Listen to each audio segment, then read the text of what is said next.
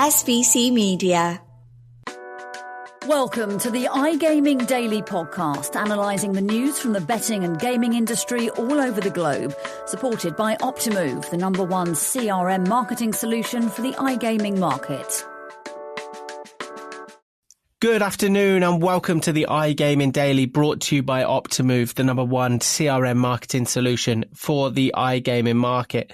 And today we have two guests from Optimove who are going to provide us some insight into CRM and into finding the right balance when it comes to bonus generosity within iGaming. I will let them introduce themselves to you, or reintroduce themselves in your case, Shai. We'll start with you. How is everything? How are you doing? Hi, Joe. Thank you. Thank you for hosting me again. Great being back here. My name is Shai Frank. I'm Optimove's Senior VP of Product, and great being here again. Brilliant. Thanks, Shai. And Dana, iGaming Daily debut for yourself. It's great to have you on the show. How is everything? Tell us more about your role at Optimove. Of course. Excited to be here. Thank you for having me. So my name is Dana. As you said, I'm a strategic services team lead here at Optimove. So quick explanation of my role. Shai is the guy behind all of our, out of the box, the product build, and I deal more on the custom solution side of things. So excited to talk to you today about bonusing. Brilliant. So we've kind of got the full machine here in terms of bonusing, so we can get some really good insights. And to kick us off, Shai, if you're able to, could you just remind the listeners of what overgenerosity is in marketing? Sure. Yeah. So we talked in the previous episode at length about a lot of gaming operators being very generous with bonuses and promotions around player acquisition, around player retention. And what we've seen working with so many iGaming operators is that many times they are being very generous with promotions and bonuses and offers, even in cases where players might engage with a lower spend. So there are definitely opportunities to protect profit margins while still maintaining player experience and player engagement. And this is the topic that we want to elaborate on: how to optimize bonus spend in a clever way, in a way that improves customer experience, but also protects and improves profit margins. Where do you think that comes from, kind of that desire to be over generous with bonuses? Is it just to get that sheer race to market share? It probably stems from a combination of a race to market share and the genuine difficulty in running customer experience and engagement at scale and optimizing at scale. It involves a lot of segmentation and a lot of A/B testing and experimentation and analysis of results. And these are things that are generally hard to do. And when you want to operate at scale with large volumes of players, with large numbers of sports and casino and matches and different offers, sometimes it's just hard to scale. So it's easier to just throw out a very generous bonus to a very large audience of eligible players and get the results that you aspire to get. While there's obviously room for optimization and improvement, it's not always easy. So it's probably one of the barriers to that. Yeah, that makes sense. And I guess overgenerosity is an issue felt across sectors. But Dana, it's a real challenge for iGaming operators, right? Yeah, absolutely. I mean, we look at, walking down the streets of New York where, Shai and I are based. You see billboards for DraftKings, for Caesars giving away just loads of free money, right? So how are operators supposed to compete with that when we're, as you said, fighting for market share, fighting for that acquisition? That bonus is a real value to players, and players are definitely playing the field, looking for that best bonus and, deciding where they're going to play. And I guess it's a real issue too when it comes to protecting brand growth and ensuring brands can grow and continue to scale up, like Shai said. Yeah, absolutely. We work with a lot of operators of a lot of different sizes, and we definitely see overgenerosity hurts operators of all sizes, I'm sure. Shai, you've seen this as well. We've had a lot of conversations with our clients on this, but it really hurts the small guys, right? It's difficult to keep up with with the FanDuels and the Caesars and the BetMGMs of the world. Yeah, Shai, I guess that's where it really pays to be creative with bonuses and with other incentives as well, and not just kind of throw things at the wall, as you say.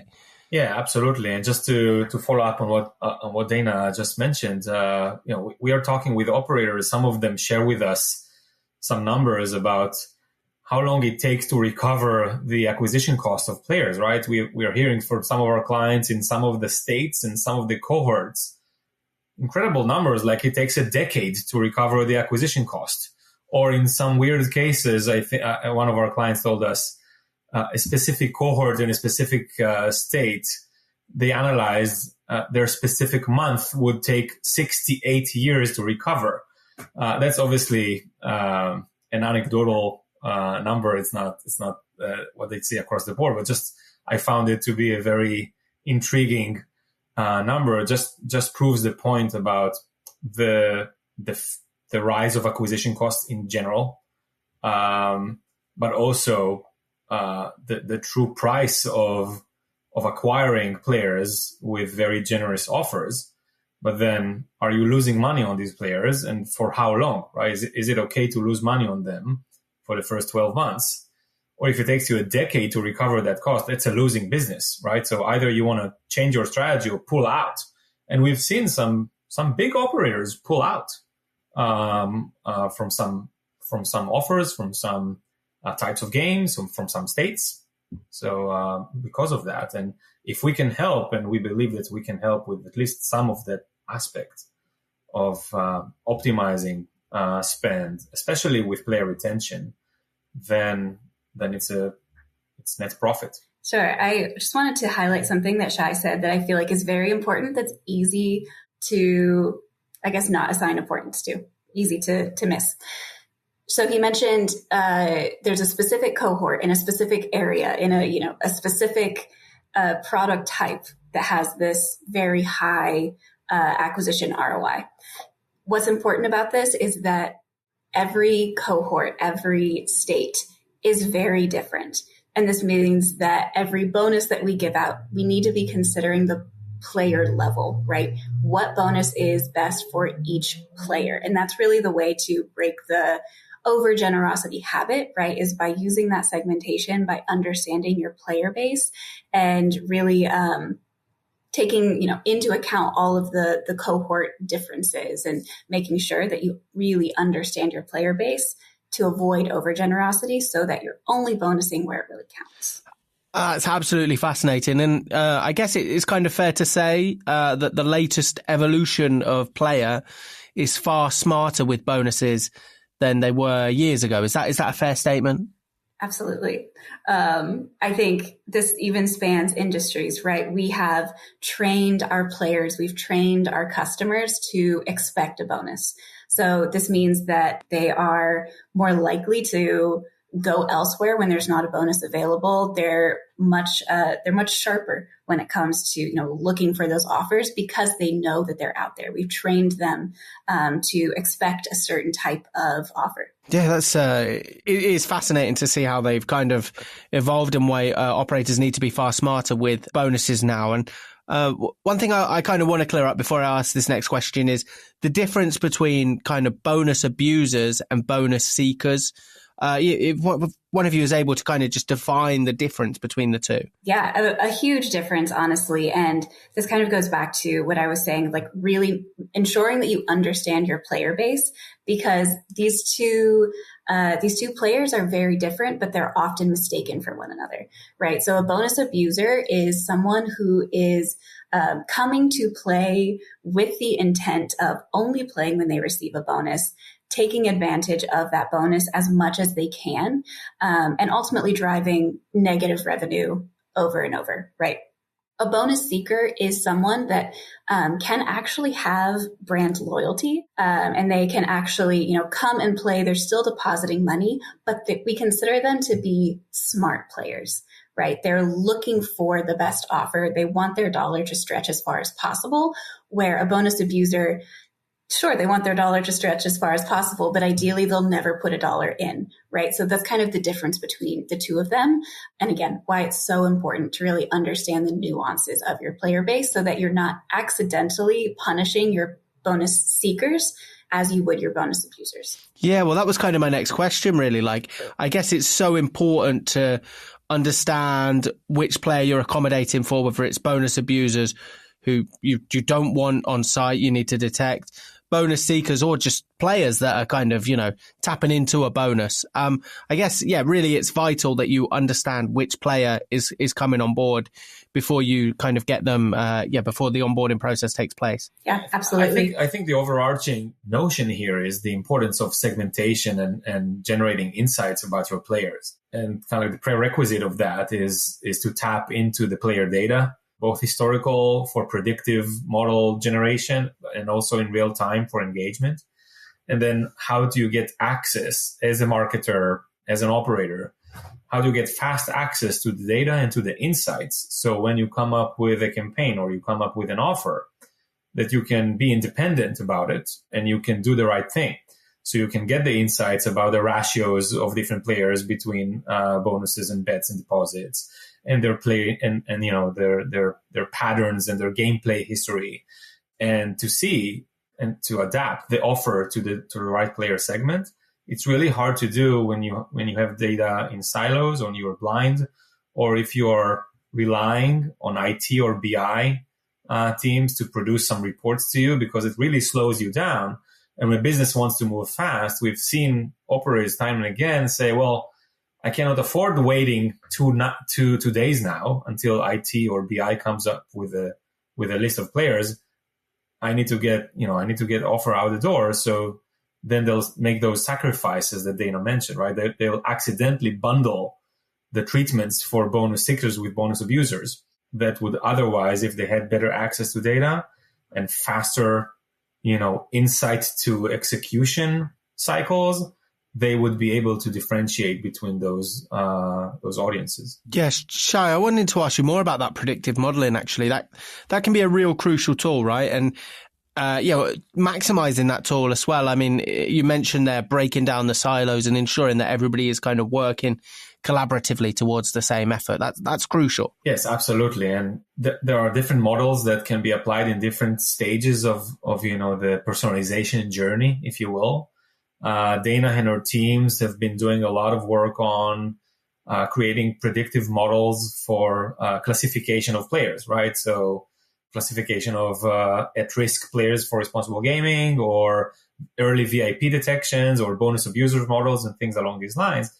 These are models that are usually used when you do the segmentation, right? When you start your journey towards personalization, you start with segmentation, and those predictive models come into play there. You want to only get the players who match certain criteria, and you're using those model scoring to narrow down your audience.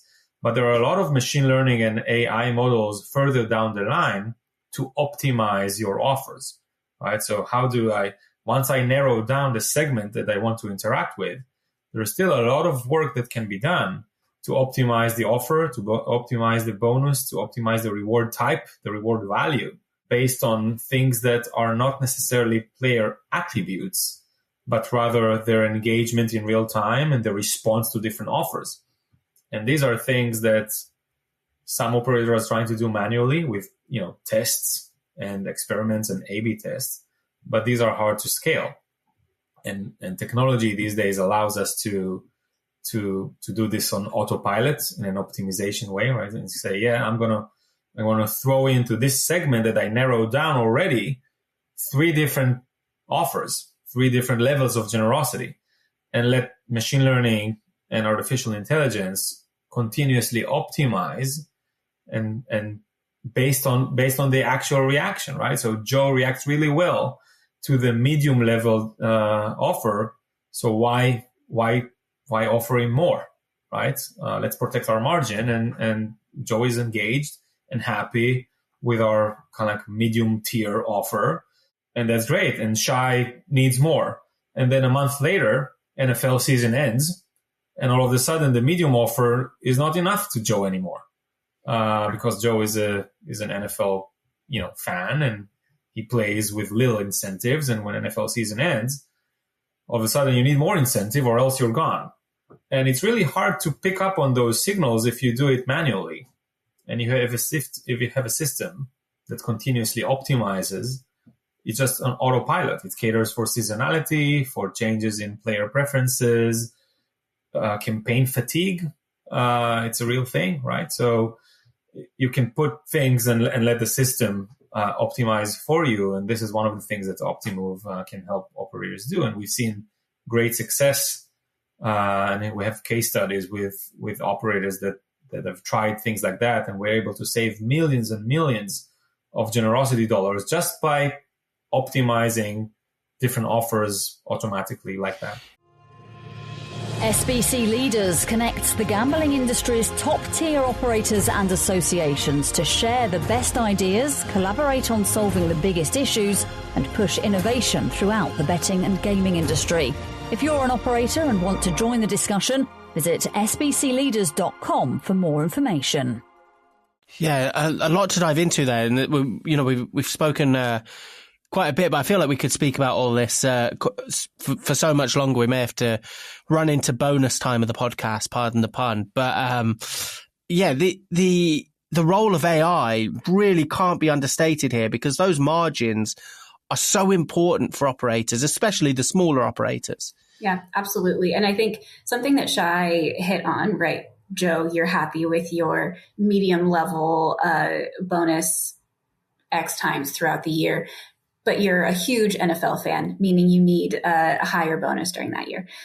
This is where predictive modeling is crucial, right? Because it really allows us to move fast, basically, right? Because we're not waiting on a BI team, like Shai said as well, a BI team, an IT team to dig up the insights for us every time we want to deliver a bonus. But instead, we have this model that is constantly learning and training based on in the moment player data. And it's understanding how your player base is changing and telling you, hey, Joe was happy with a medium tier bonus last week, but this week he actually needs something else.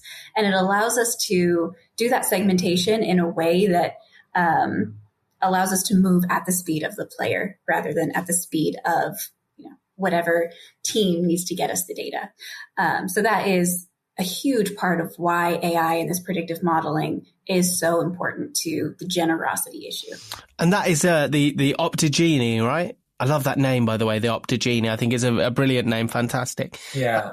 OptiGenie is an all-encompassing name for all of the AI applications inside of Optimove, from predictive models to self-optimizing campaigns, self-optimizing journeys, generative AI, insight generation. It's all kind of under this umbrella of OptiGenie. And yes, we've been investing for years in these capabilities. It's a major part of our product roadmap and strategy going forward. And with the proliferation of generative AI applications in the last 2 years, there's a lot of stuff that can be done from the obvious, copy assistant, and you want to run a compelling message, but also to less obvious applications like helping you get answers to some analytical questions that, again, help you reduce your dependency in analysts and BI teams. It's all this notion of we want marketing teams, we want operators to move fast in the pace of their players. And if you wanna see how did my campaigns that offer a specific type of a matchup bonus in the past 3 months worked for this player segment? This is an interesting BI question that's very important to answer when I'm planning my next weekend offer. It may take a long time to produce something like that, right? You need to have some analysts go and do some SQL queries in some databases and pull up some bonuses from bonus information from different systems and campaign engagement system information from different systems. These are hard questions to answer and may take a few days in normal circumstances. With generative AI, these days, this becomes very easy. You just ask a question. You ask OptiGenie in plain language the questions that I asked. You wait 5 seconds and you get an answer. And it helps marketers, it helps CRM marketers that are usually not analysts somehow bridge the skill gap of getting quick insights that would otherwise require an army of analysts to work for a few days, and you get it within seconds and minutes. So they can now use that insight to inform their decision and optimize their spend and narrow down the right segment and produce the right offer to the right segment in a way that improves player retention, improves customer experience, while also protecting profit margins. And this is kind of like every time when we think from a product strategy perspective, this is kind of the North Star, right? So yes, increase player engagement, it's pretty important, but also protect margins and improve margins. And how can we find the right balance between those two? So it's a win-win situation to operators and players alike. And luckily for us, advancements in technology in the last couple of years really unlocked a lot of these opportunities, and we're trying as much as we can to tap into that. Yes, incredibly exciting, and also just a little bit scary, just how developed the AI is. That's quite phenomenal, really, that you get such feedback from it, and it's only going to grow as well. And I guess a couple more questions. Just you spoke about the States, but as we see kind of new markets open up in 2025, fingers crossed it's looking likely, all roads are leading to various new markets. How important is this going to be as operators kind of look to get that market share in these new pools of players? Crucial, I believe. We've talked about the high cost of acquisition, and maybe this is something that's necessary, right, to gain market share. But where we can really improve this habit and cut back, protect our margins is in retaining our customers, right? Retaining our players. So we know that we'll always be competing for market share. We'll always be competing for that first deposit. But really, once we start learning about our players, once the market matures as well, we start to level out. That competition will still be there. So we need to focus on retaining our players in a way that protects our margins, but also, is giving them the experience that they're looking for. Yeah. And to follow up on that, we've seen in the past situations where operators are acquiring and reacquiring the same players again and again. And just because they spend so much energy in this land grab of acquiring players for the first time and not spending enough energy in smart strategies to retain them, so they churn away and I don't have to reacquire them, and it's just a huge cost. And we've seen even trivial stuff like election year, so ad spend, it's just becoming very expensive to put some ads in front of people because election year made Facebook and Google ads extremely expensive. So imagine that you have to spend the same money again and again on the same player in the same state, or even same player in different states, right? So the ability to stitch player identities and retain them over time is really important. And at Optimove for years, kind of like our focus was always about retention and smart strategies for CRM, and how can you increase lifetime value of players and minimize churn and improve customer experience and all of that. So eventually it drives down acquisition costs in general. You don't have to overspend again and again. Such an interesting, unlikely consequence of the election, by the way, social media ads. I never thought of that, but yes, so obvious really when you think about it. And yeah, so important too, to kind of what you guys do in stopping that reacquiring process, because that's just so costly. I understand that, and I get why that's so crucial for operators. But yeah, just a final one for you guys to finish off. The ceiling for this is so high, right? Moving into 2025, what does the future hold? I think the patterns that we've seen are probably going to likely to continue. Acquisition costs are getting higher and higher all the time. Fierce competition from major players, from major operators. Opening up of new states maybe can accelerate that process. But we've also seen advancements in technology that can unlock new opportunities. So we're looking at things like, yes, we talked about optimizing segments. And then we talked about optimizing offers, right? So let's put 3 levels of generosity and let the system pick and choose the right level for each player. Our focus in the next year in Optimove is going to be also around kind of the last mile optimization. So when we look at the actual content and the actual reward, how can we optimize there, right? So we can say, you know what, it's not just a matchup bonus with a flat fee. Maybe it could be a percentage of your average wager amount for each player. And maybe that percentage, which is personalized, can also be AI driven. So it's not just, bet 20, get 50 flat. It's bet 20, get 50% of your average amount. And beyond that, maybe it's not 50% for everyone. Joe gets 50%, Dana gets 40%. So if you think about it, if you look at optimization across the entire value chain of personalization, from the selection of segments, through the selection of offers and channels, all the way to the last mile reward type, reward currency. Maybe some players really need real money bonusing. Some players may work well with secondary currency, like experience points and spins or whatever it might be, right? So like we see in other industries, like, as a consumer of retail, some people prefer free shipping and some people prefer like a $5 coupon. Equivalently, there are different player preferences. It's hard to tell in advance what each player might want. And this is why you use AI for optimization. You try out, you see how people respond, you see what works and what's not, and kind of reiterate on that. And guess what? It's not enough because these preferences change over time. So you have to continuously optimize all the time because you cannot just run a one-time model of promotion affinity and determine for now and ongoing, Joe is always going to prefer this type of promotion. That's not true, right? So all these affinity models are correct for the time that they are being executed, but they may change over time. So you need continuous optimization.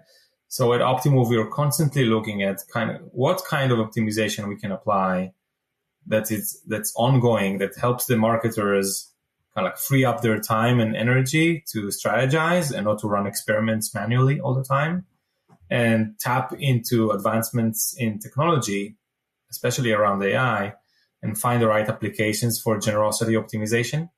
So the future is exciting for us on that front. Yeah, it really is exciting, and I'm incredibly excited to see what is next for Optimove and what is next for this tool as well. And I think it's so crucial moving into 2025. But Dana, Shai, I thank you so much for your time today. It's been a really enjoyable and insightful podcast, and hopefully look forward to catching up again soon as well with the latest in how you guys have developed the sector and continued to evolve CRM. Absolutely. Thank you so much.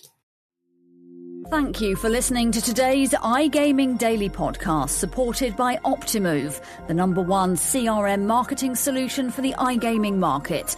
If you want to find out more about some of the subjects raised today, feel free to explore any of the sites in the SBC News Network or check out the latest edition of the SBC Leaders magazine. Happy reading.